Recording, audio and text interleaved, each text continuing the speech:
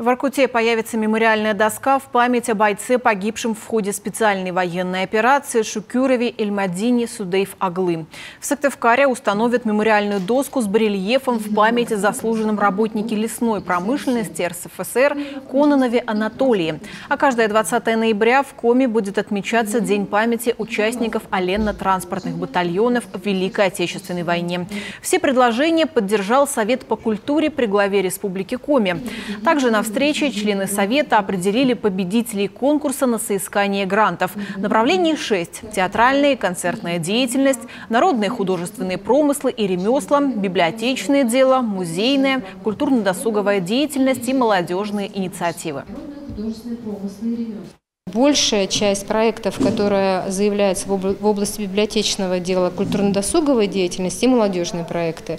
Потому что в области театральной концертной деятельности у нас не так много театров, концертных площадок, которые в данном случае могли бы участвовать. Система отбора многоступенчатая. Сперва оценивал проекты художественный совет, затем эксперты. Подвели итоги уже члены Совета по культуре. Из 86 проектов 19 получат гранты на общую сумму 12 миллионов 600 тысяч рублей. Самый большой в 2 миллиона у драматического театра. Там поставят спектакль «Волки и овцы» по пьесе Островского. Планируются большие гастроли.